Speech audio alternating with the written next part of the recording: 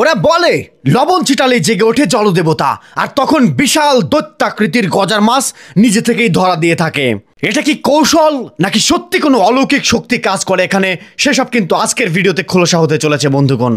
বাংলার বুকে নদীর গভীরে লুকিয়ে আছে এমন কিছু প্রথা যা বিজ্ঞানের চোখে শুধুই কুসংস্কার, কিন্তু সেই বিশ্বাস যখন পরিণত হয় বাস্তবে তখন প্রশ্ন ওঠে, এ কি শুধুই কাকতালীয় নাকি সত্যি কোনো অজানা শক্তির খেলা আছে।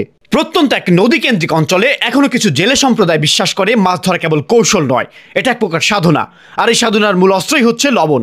তারা বলে এই লবণ তৈরি হয় 3 দিন উপবাস রেখে নির্জনে। এতে মেশানো হয় সুনির্দিষ্ট কিছু উপাদান যা তারা প্রকাশ করে না, পুরো প্রক্রিয়াটাই গোপন।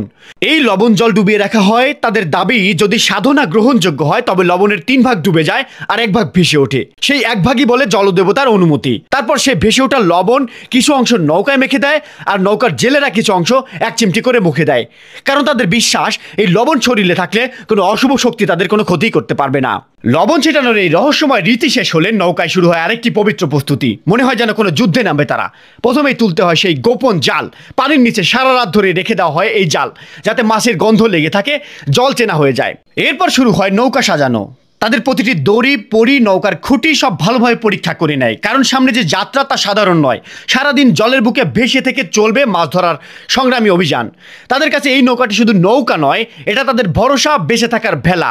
যেন মুহূর্তে সব কিছু প্রস্তুত থাকে এবং নৌকার উপরে বসে চোখ রাখে নদীর গভীরে, কারণ এখনই শুরু হবে লবণের ডাকে জেগে ওঠা সেই অভিনব পদ্ধতিতে গজার মাছ শিকারের অভিযান।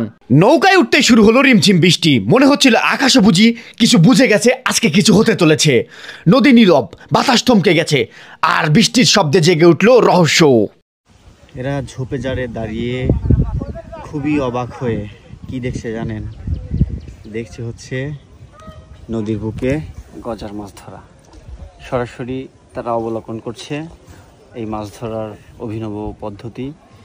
আর ছেলে ভাইরা নদীর মাছ নদী দিয়ে মাছ ধরছে, আমরাও বসে আছি। আকাশে মেঘ, যে কোনো সময় বিশাল বৃষ্টি আসবে নাকি? নৌকা কাঁপছে, জাল কাঁপছে, সবাই জানে নিচে কিছু একটা আছে, তাই তো একদমই লাফ দিল এক অভিজ্ঞ শিকারী। চারিদিকে নিস্তব্ধ। মাত্র কয়েক সেকেন্ড পরেই জালের বুক ফিরে ভেসে উঠল হাত কাঁপাতে কাঁপাতে থাকা এক বিশাল মাছ নিয়ে।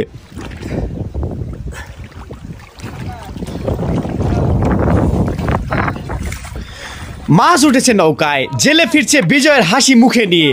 গ্রামের ভিড়, সবাই দেখে গজার মাছ। কেউ বলে এটা শুধু মাছ নয়, এটা এক বিশাল ভাগ্য। লবণ, সাহস আর বিশ্বাস, এই ছিল এক যুদ্ধ, আর তার জয় এটাই হলো প্রতিফলন। বিদায় নিচ্ছি আজকে পর্ব থেকে। দেখা হচ্ছে নতুন করে।